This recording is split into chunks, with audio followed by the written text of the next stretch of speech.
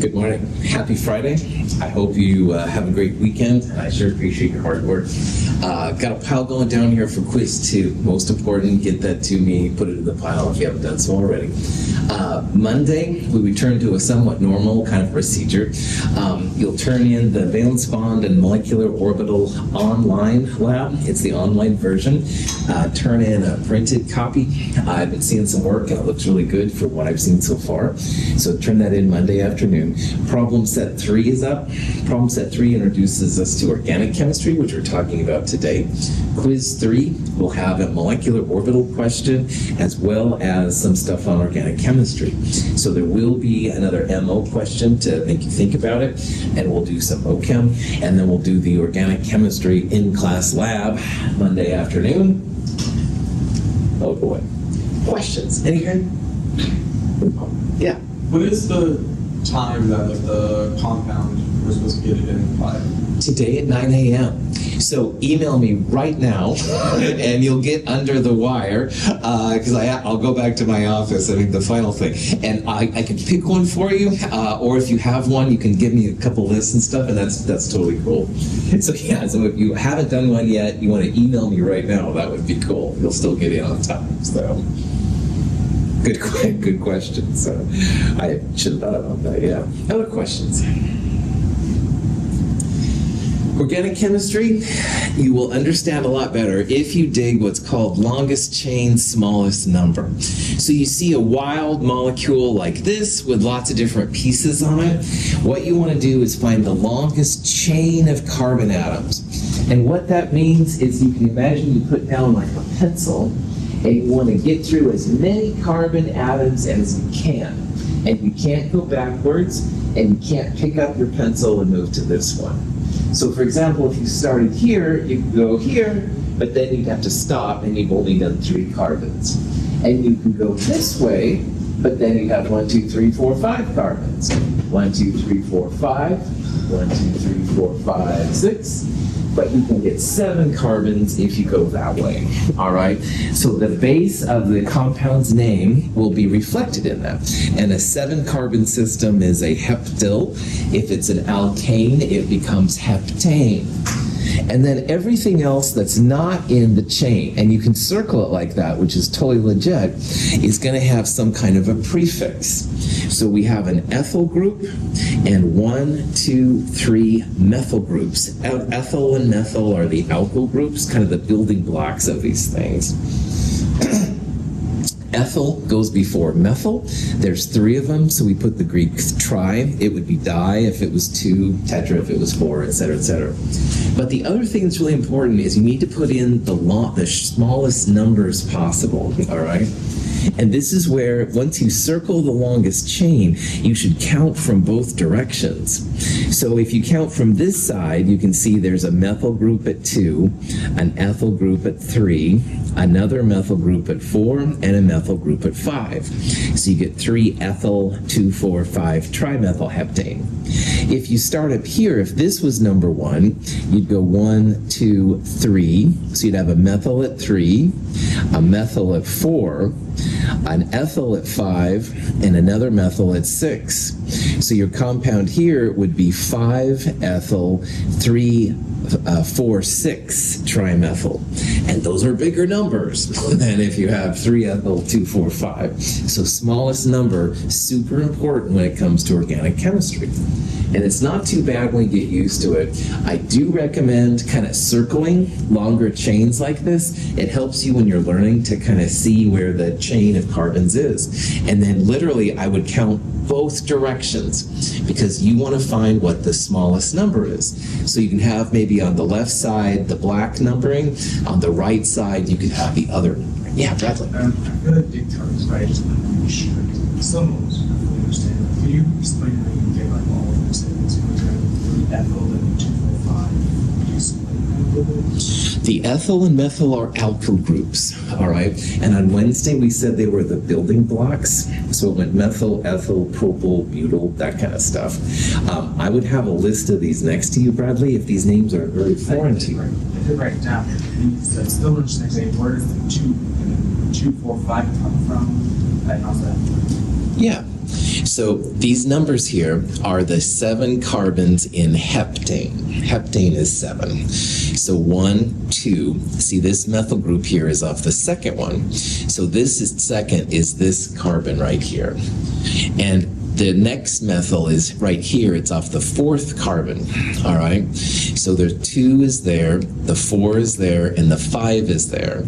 So 2, 4, 5 says that you have 3 methyls off the 2nd, 4th, and 5th. So basically, whenever it changes, it should come in. You bet, man. That's right. That was a cool question you asked because I want to make sure you can see that. More than anything, yeah, you've got to be able to interpret it. And so again, circle the longest chain, and then literally I would number them in both directions. So for this problem, 1, 2, 3, 4, 5, 6, 7 is the right answer. But when you don't know, start numbering over here. Go 1, 2, 3, 4, 5, 6, 7. And you can compare that way the numbers and stuff to see what the smallest numbering system is. So then try. Is that just basically how many methylates overall? Yep, that's right. Just like we saw trichloro compounds in Chem 221, this is trimethyl, so a different kind of 3. That's right. Other questions? Okay. Here's the kind of question that for us I'd like you to be able to answer. And it says, all right, give the name of this compound. So what's the first thing that you want to do when you name a compound? Find the longest chain. Longest chain, that's right. So you might try like 1, 2, 3. That's okay. But of course you can get 1, 2, 3, 4 if you do all of these 4 right there. So 4 is the longest chain of carbon atoms, and I would start by circling these 4. All right? Now 4 carbons in the alkyl groups that Bradley was asking about is a butyl group. All of the carbons have hydrogens, so this is an alkane. So this becomes butane. So this is some kind of a butane compound. It's not this one right here, this one.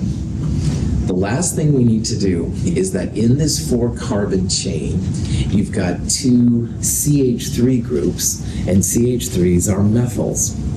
So remembering that the Greek prefixes are still active here, mono, di, tri, tetra, penta, etc. 2 methyl groups would be a dimethyl. So this compound is going to be a dimethyl butane. The butane is this part right here. So the last thing we need to do is think about what the smallest numbers would be. So if you count left to right, 1, 2, 3, the methyl groups are off the 3rd carbon. You could call this 3,3 dimethyl butane. But can you get a smaller number? Yes. Yeah. In English language, everybody reads left to right. But in organic chemistry and other languages, it's really helpful sometimes to think about writing from right to left. So in this problem, what I would do, 1, 2, 3, 4. 3 is not bad, but if you start this direction, 1, 2, 3, 4, this is also the 2nd carbon. So this compound could also be 2,2-dimethyl butane. And between the 2, smallest number is what you want. So this compound is best called 2,2-dimethyl butane. So the longest chain was 4 carbons. 2,2 is from the right is better than 3,3 from the left. Any questions?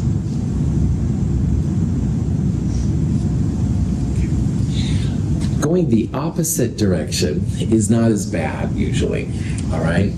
So let's say that we want to find a structure for this thing, 2,2,4-trimethyl pentane. What I would do if I saw a name like this is I would start on the far right, all right? And you want to put down your alkyl chain. How many carbons are in a pentane? 5, yeah. Pentagram.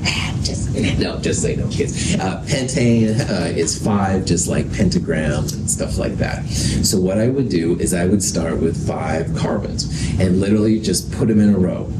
and I would number them 1, 2, 3, 4, 5, like that. Doesn't matter if you go left to right, right or left at this point, but number them down so you're good to go. Then you have 3 methyl groups on this different carbon chain. And that's what the numbers tell you. Now, how many bonds can carbon have anytime? 4, that's right. So what we're going to do is we're going to put a methyl group on both the 2 methyl groups, on the second carbon. That's what 2,2 means. And the 4th carbon will also get a methyl group. So notice here that I'm just writing carbons, all right? Sometimes that's helpful when you're kind of learning about it. A methyl group is a carbon, a single carbon. So you have carbon-carbon on the 2, carbon on the 4, and then if you want to get fancy with it, you could do this kind of stuff. Every carbon likes to have 4 bonds, so this carbon only has 1 bond to carbon. That means you're going to need 3 hydrogens on it. That's what the methyl group is. Now, notice what I've done here. This is called line structure drawing, and it's very common in organic chemistry. Vertices, like this one right here, represent carbon, all right? So this carbon right there is this carbon. You don't have to do it this way. You could write a carbon in there, but it is something you'll see. Also notice that this carbon right there is this vertice right there. Now, carbon likes to have 4 bonds. This carbon has a bond to that carbon and a bond to that carbon, but it's missing 2 pieces. What do you think's going to be there? Hydrogen, right on. Hydrogen is the kind of the default kind of thing to go to. So if you see like every vertice is a carbon, so carbon, carbon, carbon. Carbon always wants 4 bonds, no exceptions, never 3, never 5, always 4. So this carbon's going to need 2 more pieces to make it happy. It's a CH2. So sometimes people like this. You're welcome to use it if it helps, but again, you don't have to if you don't want to. So, trimethylpentane, 2, 3, 4, trimethylpentane. All right, this is to draw it. Let's do this together. I'll do it on the board. So pentane, how many carbons is that? 5, that's right. So 1, 2, 3, 4, 5. That's the carbon backbone. That's the longest chain, if you will. And then we have trimethyl. How many methyl groups do we have? 3. That's right. Tri is 3. And the numbers up there will tell you where they are on this chain. So what I would do, literally number 1, 2, 3, 4, 5. The 2, 3, 4 means that there's a methyl group off the second, a methyl group off the third, and a methyl group off the 4th. Now, this might be all you need for this structure, but if you want to be really cool about it, as the instructor, I guess I should be cool. Carbons need 4 bonds. So right now, this carbon only has 1 bond to this carbon. It needs 3 pieces. H3C. That would be a methyl group. And the same thing for these down here. They each have 1 connection. They need a total of 4. So those are going to be CH3s. And this is going to be CH3. The carbons in the middle have 1, 2, 3 bonds to other carbons. They're going to need 1 hydrogen. Bam! 2, 3, 4 trimethylpentane. Woohoo! Impress your friends and family. So in this kind of diagram, the vertice, that would be this carbon right here. This carbon would be that one. Again, missing a hydrogen, which is okay. And this carbon would be this one right here. Oh, I drew the CH3 down instead of F. No big deal. Questions? Pop that off. In Good Will Hunting, the movie, if you ever have seen it, or if you ever have seen it, or if you ever see it in the future, the guy was really smart, having problems. It's a really cool story, actually. But anyway, for fun, he did organic chemistry problems. Yeah, I don't do organic chemistry problems for fun. But anyway, you can do it if you want to. See the movie now, you'll appreciate that comment you made. So, all right, prop that back on. Questions? All right. So far, we've looked at just alkanes, which are straight chain. They have a chain of carbon atoms with a start and a stop. But there's nothing that says that you couldn't take the outer carbons and put them together, because carbon likes to have 4 bonds. And as long as you have at least 3 atoms, you can connect the outer one to the inner one. Now that makes what's called a cycloalkane. A cycloalkane also has tetrahedral sp3 carbons, but all the carbons are connected like in a chain, all right? Like they're connected like in a ring, I guess would be a better way. So they call them cycloalkanes. The smallest one is cyclopropane, 3 carbons in a circle, in a triangle, I guess would be a better way.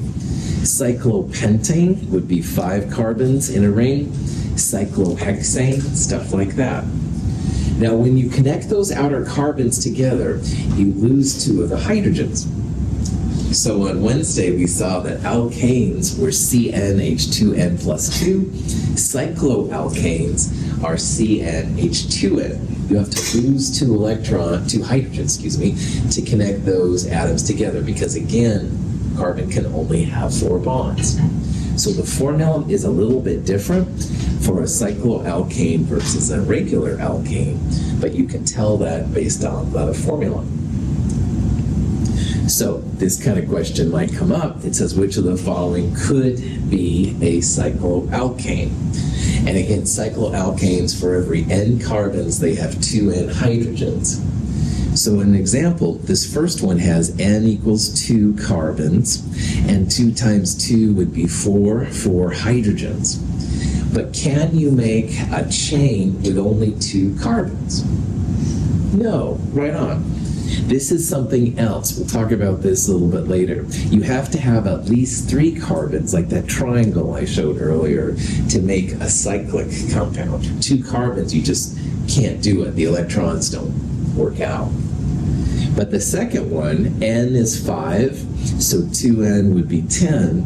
C5H10, you bet.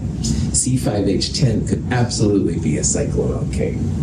So you have to have at least 3 carbons to be a cycloalkane.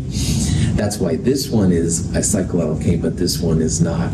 This is an alkane, a regular alkane. For every N 14 carbons, you have 2N plus 2, 14 times 2 plus 2, 30 hydrogens. We haven't talked about oxygen. This is something else. Questions? You can take off a hydrogen and put a halide on there. Halogens are chlorine, bromine, iodine, also fluorine. You could have acetylene, although that's rare. So an alkyl halide is nothing more than an alkane where one of the hydrogens has been taken off and you put a halogen in there. And naming them is pretty mellow. If you take off one hydrogen from methane and you put an iodine in there, a lot of times it's called methyl iodide. So you change the iodine to iodide, and it's alkyl group iodide. Sometimes people will call this iodomethane. They change the iodine to iodo, calling it iodomethane. If this was a Cl, you would have chloromethane. Or if it was Br, you'd have bromomethane, stuff like that. If you have more than 3 or more carbons, you have to think about the numbering once again. So this compound right here would be 2-propyl iodide or 2-iodopropane, and I'm happy with either name, because you could also have the iodine on one of the outside ones, which would be 1-iodopropane. These compounds are more exciting. Alkanes are basically just fuels. You burn them, you use them for cigarette lighters and natural gas outlets, but they're not good for much else. But with alkyl halides, you can start to do things, and that's why they're kind of exciting. This is kind of silly. This once in a while you'll see this one. Does this flag smell like chloroform? Chloroform was used a lot of times to knock people out. It's been used in dental applications and stuff like that. This is a alkyl halide. It's essentially a methane, CH4, where 3 of the hydrogens were removed and 3 chlorines were put on. And they put, sometimes you see them with these little things over, especially old movies with a gas, and they're knocked out. All right. Anyway, it's also been used in some crimes. So anyway, just saying, if you see this now, you'll understand it. Don't let it put the chloroform on you. Get a day job. Now, about this time, you probably want to start drinking. I mean, about this time, you probably want to see a different family of compounds, which I understand. An alcohol is actually not just the drinking alcohol. Now, you know, drinking alcohol, say no more. Just say no, kids. However, alcohol is actually a class of compounds, all right? And in organic chemistry, you take an alkyl group R. Remember, the big R can be any of methyl, ethyl, propyl, whatever. And instead of a hydrogen on the end, you put an OH. So this is an oxygen with 2 single bonds and 2 lone pairs. And this makes what's called an alcohol. Now, drinking alcohol is ethanol. It's an ethyl group, CH through CH2, but instead of having a hydrogen on there to make ethane, an OH is placed on there. So ethanol is the drinking alcohol. And just say no and stuff like that. However, it is fun to talk about. Ethanol is drinking alcohol. But you could have a methyl group with an oxygen, OH, and that would be methanol. Or you could have a propyl group, propanol, stuff like that. Wow, they had all this stuff in chemistry. I never cut class. That's from a really cheesy movie, an 80s teenage movie. But anyway, boy, if they had all that fun stuff, just say no. Okay, propanol has one little twist to it, though, as we talked about a little bit on Wednesday. If you put the OH on the end carbon and you count 1, 2, 3, this would be propanol. And there could be an OH, though, on the second carbon, which is totally different. So at this point, you have to start using the crazy numbers. 1 propanol is the classic way to do it. Since I've been teaching this, they've changed the naming of this a little bit. My students who have gone on to organic chemistry told me about this, which I appreciated. So instead of 1 propanol, you can also now use propan-1-ol. Again, I'm not an organic chemist, but anyway, this is a new notation that's being used. So when I list these different ways, you can give me any way. I don't care which way you do it. I'm not an organic chemist, but I do hope that you can start seeing how to name them. And if you want to call it 1-propanol, which is honestly what I use, that's awesome. But if you want to be new generation and say propan-1-ol, that's cool too. But why the numbering is important is you can have a propan-1-ol, where the OH is off the outside carbon. You can have a propan-2-ol, or 2-propanol, where the oxygen hydrogen part is off the second carbon. And they're both really common, all right? You'll see that both, you can buy them both at stores and stuff. This is pretty chill. So the numbering becomes really important. The polarity is different. The way they react, the melting points become different. So just realize that sometimes these things you have to start putting numbers on them. Questions? You can buy propanol in the store. What would propanol daily usage be? This is isopropyl alcohol in the store. And if you've ever done like cleaning, like you do cars, I don't know if you use isopropyl for your stuff, but isopropyl is 2-propanol, and it's a little bit more polar. So that's why sometimes it's better than regular propanol, which I think that's what they call it in the stores instead of. Yeah, it's isopropyl. Okay, no, we don't use that. Okay, cool. Marky, you probably use fancier stuff. So I'm dating myself here, but I used to clean cassette players. The little rollers would get kind of nasty, and isopropyl alcohol worked really well at the time, but I'm dating myself pretty bad there. Leave things still, so it's all right. My bad. Extra credit for Marquis. No, seriously. Yeah, it's kind of cool to make connections with things that you know and things like that. So if you use good, cool company. I'm just going to throw this out there. It's not super important, but in organic chemistry, it's super important to know if you have a primary, secondary, or tertiary. Now, I'll be honest, I'm not going to ask you any about this, but in organic chemistry, you will get asked this if you take it. So if you're not going to take organic chemistry, you could kind of tune it out. Primary, secondary, tertiary, the OH is connected to a carbon, and it depends how many carbons are connected to the carbon with the OH, which I'm sure makes a lot of sense. So a secondary carbon, this carbon has a carbon on 2 of the 3 remaining sides, and a tertiary carbon has a carbon on 4 sides. So here's an example of a compound which is real common. This is the COH, this is the carbon, and this carbon has 1, 2, 3 methyl groups around it. That's why it's a tertiary alcohol. On the other hand, the propanols and stuff, the 1-propanol anyway, would be just a primary alcohol. There's only 1 carbon connected to it. So I'm just putting this out there as something to kind of introduce you for. If you're not going to take organic chemistry, you'll probably never see this again. But in organic chemistry, this is a big thing.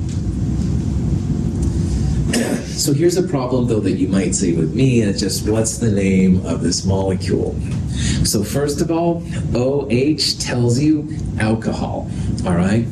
And after you figure out it's an alcohol, you've got to figure out how many carbons there are, and you can see that there's 4. So 4 carbons would be a butyl alkyl group, but because it's an alcohol, you would call it butanol.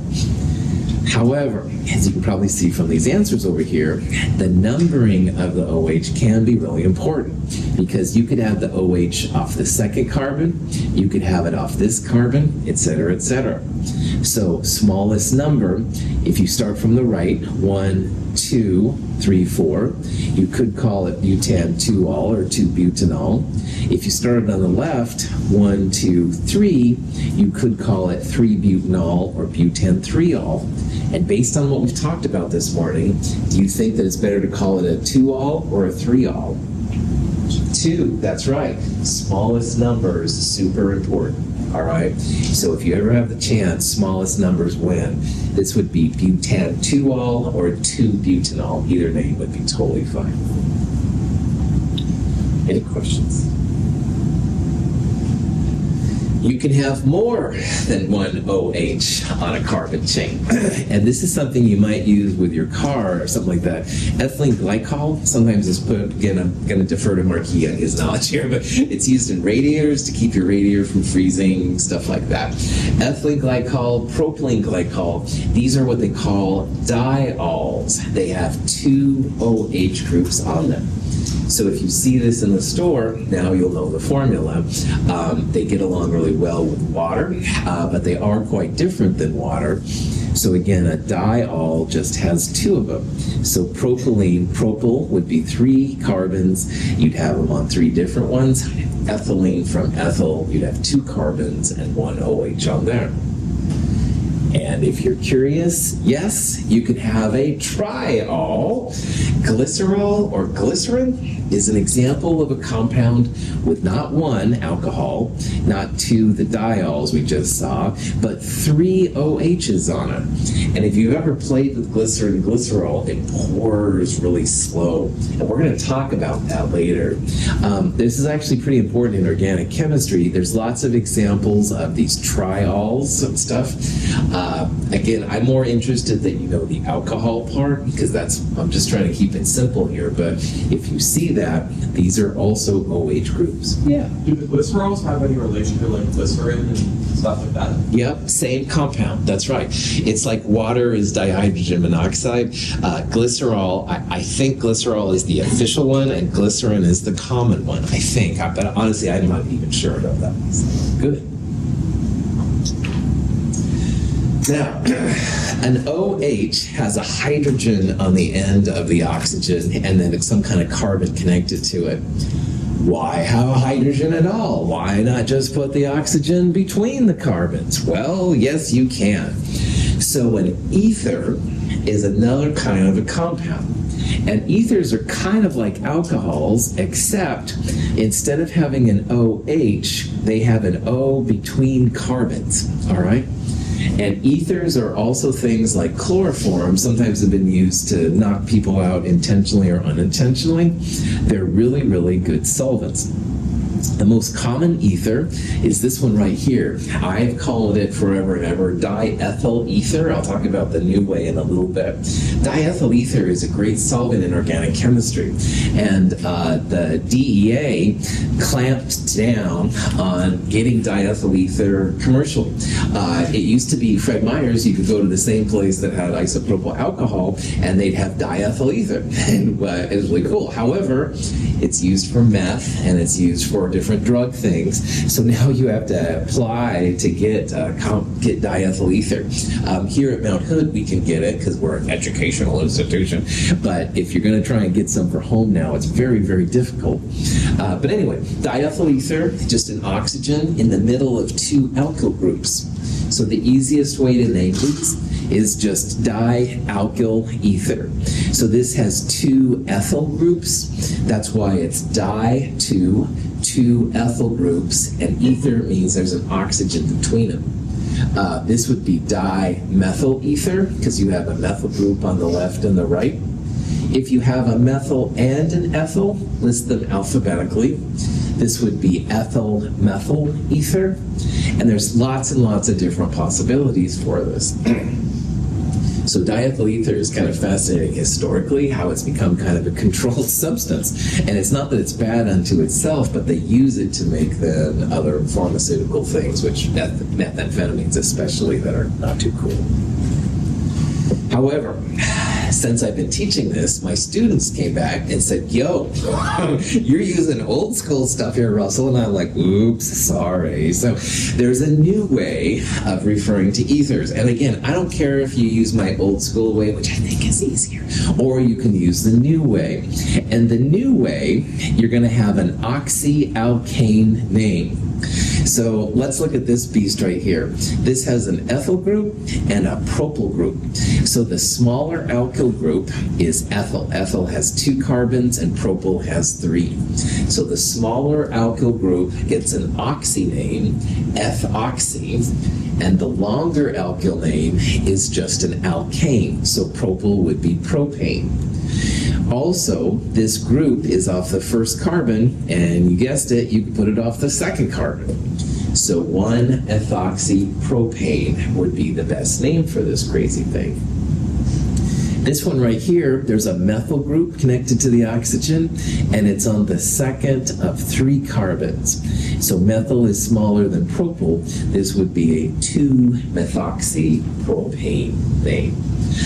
Again, I don't care what you call these, all right? This one, which I called ethyl methyl ether on the last slide, with the new thing would be called methoxyethane, and either way is fine. But at the very least, I want you to get this joke now. This is common in organic chemistry. This is an ether. It's an oxygen between 2 alkyl groups. So you ether get organic chemistry, or you don't. Keep my day job.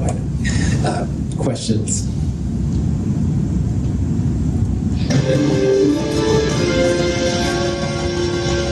You forgot your boarding pass.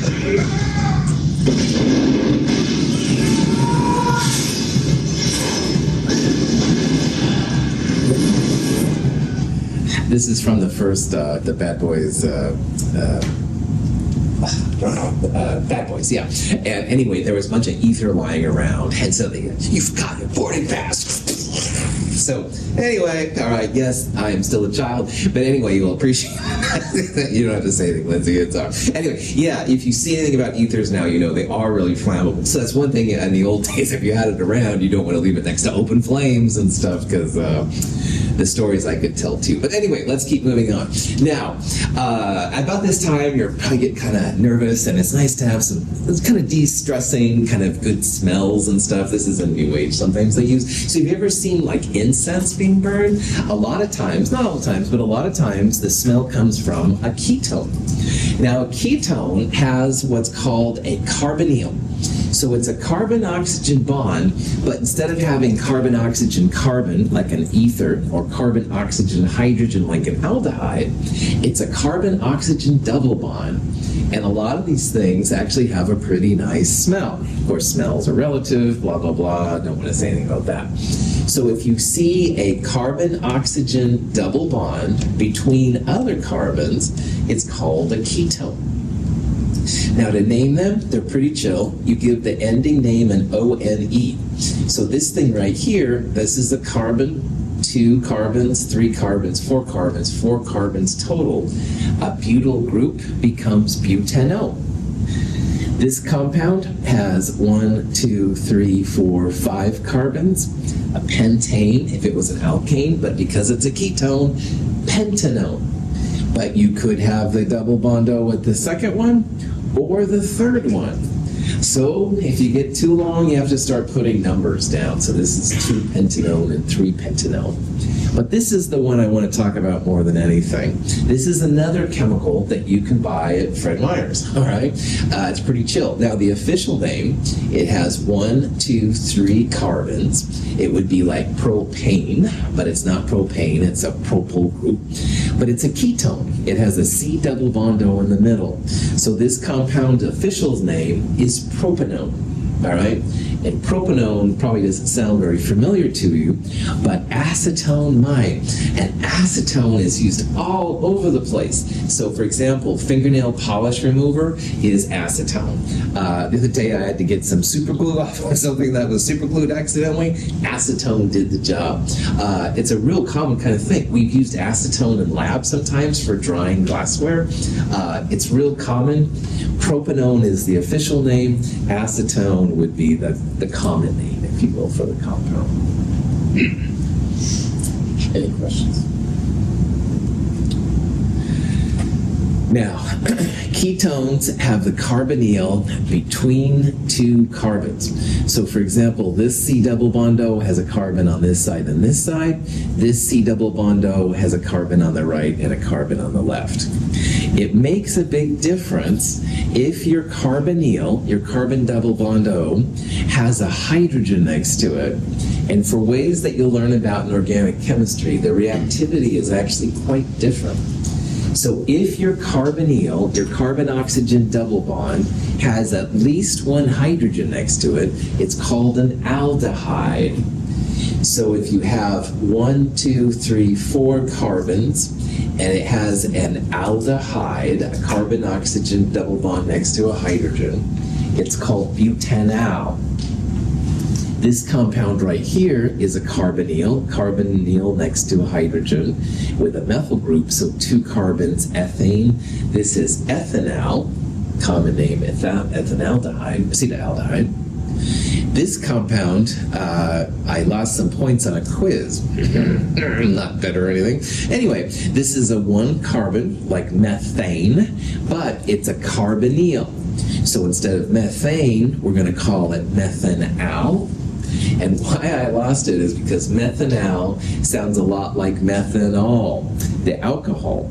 And my instructor, who had a little bit of an accent, said methanol. And I thought they said methanol. Got marked down for that one, needless to say. So again, I'm trying to tell you as many tricks and stuff like that when you enter organic chemistry so you won't have these kind of problems when you run into it. Now, methanol is probably something you've heard before too, but under a different name, formaldehyde. And all the funeral services people here on campus, they have a type of a solution which keeps the bodies around. They call it formalin. Formalin is formaldehyde in water, but formaldehyde is useful. It's like a preservative and stuff like that. And I don't know more about how it does that than that, but yeah. Okay, so if we said, what's the name of this molecule, this is a good thing to think about. Now, first thing I see when I see a name like this is I see the carbonyl, the carbon-oxygen double bond, all right? And so far, we've seen 2 types of compounds where you have a carbonyl. One of them is the aldehyde, which is what we just talked about. But aldehydes have a hydrogen next to the carbonyl. Does this structure have a hydrogen right next to the carbonyl? No, right on. This carbonyl has a carbon on both sides of it. So this is not an aldehyde. Does anybody remember what the family is called when there's a carbonyl with carbon on both sides?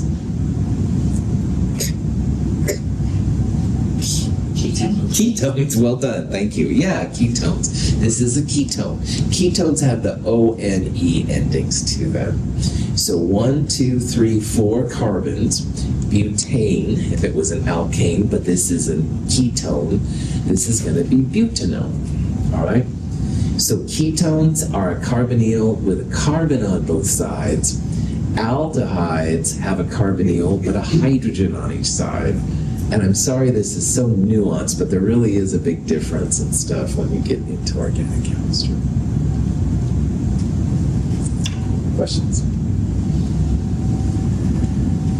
Ah, yes. Alkanes are all carbon-carbon single bonds. And in an alkane, everything is sp3, everything is tetrahedral, etc., etc. But as we've seen in the labs we've done recently, you don't have to have just single bonds. You can have triple bonds. You can also have double bonds. If you have a triple bond, the alkane name is changed to a YNE. So this compound, 1, 2, 3 carbons, if it was an alkane, would be propane. But it's got a triple bond. So in order to tell other chemists that this has a triple bond, we're going to change the ANE to YNE. So this is propyne. This compound right here is 2-hexyne. Hex is 6. 1, 2, 3, 4, 5, 6 carbons would be hex. And the 2 is there to tell you where the triple bond, starts. So 1, 2, the triple bond starts at the second carbon. This compound right here is 3-hexyne. 1, 2, 3, the triple bond starts at the third carbon. So that's why you have these weird numbering systems. 2-pentyne would be 1, 2, 3, 4, 5. The 2 means that your triple bond starts at the second carbon. The most common alkyne is acetylene, and if you've ever seen or used an acetylene torch, you're using ethine, which is just 2 carbons together with a triple bond. A lot of energy in triple bonds. So when you break a triple bond, you get a lot of energy released. That's why people like using acetylene for their torches. A lot of energy inside, stuff like that.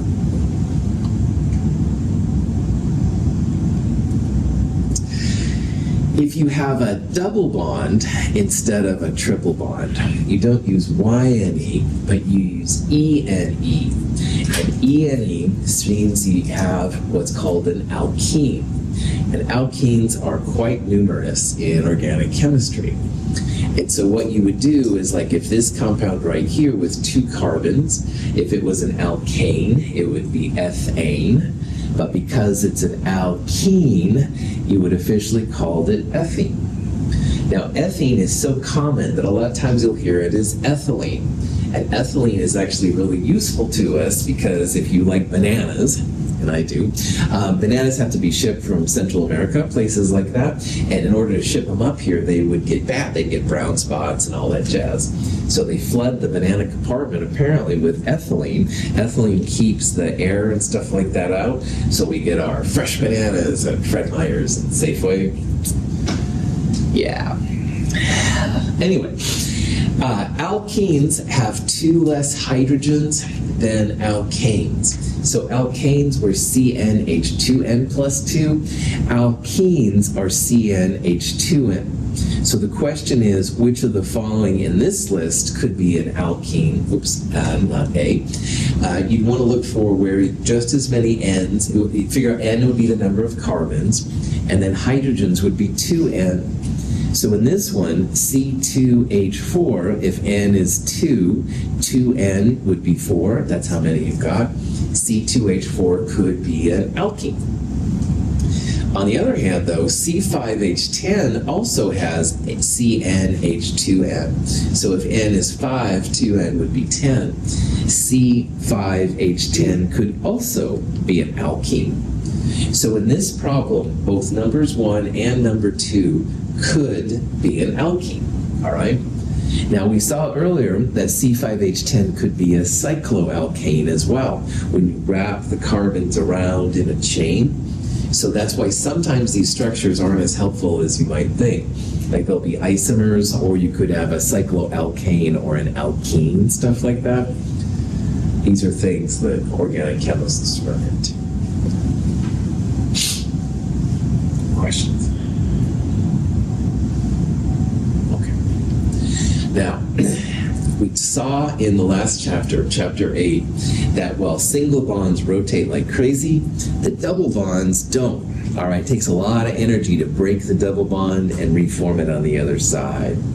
So when the double bonds don't break, you end up with a type of isomer, which is very common. And some of you have heard about this and some of you haven't. But cis and trans isomers are super relevant and super common when it comes to organic chemistry. Now, this compound right here has 1, 2, 3, 4 carbons, and 4 carbons would be butyl, a butane if it was an alkane. But notice in this one, the double bond is between the second and thirds. So if the methyl groups, the CH3s, are on opposite carbons but they're the same side, like they're both up, or if you rotated it, they would both be down, that's what they call cis. You can also have methyl groups on opposite carbons and opposite sides. So like this one, if you will, is up and this one is down. And if you rotate it, this one would be down and this one would be up. But they're opposite sides and opposite carbons. And that's what they call trans. So cis and trans, super common around double bonds and double bonds only. And if you're going to do it, you have to have 2 pieces which are the same in the compound. So if they were hydrogens, that's fine, or 2 chlorines, stuff like that. And why that's important, cis and trans have different reactivities. Which one of these do you think is less polar, cis or trans? Trans, yeah, right on. The trans is going to have a pull, if you will, by the methyl group up and to the left, and it's going to have a pull of this methyl group down and to the right. So kind of, they separate. They're kind of cancel. Maybe not perfect, all right, but it's kind of canceling. But up here, methyl is going to pull different than hydrogen. You're pulling a lot this way, like up. Hydrogens are going to have their own pull down. Cis is much more polar than trans.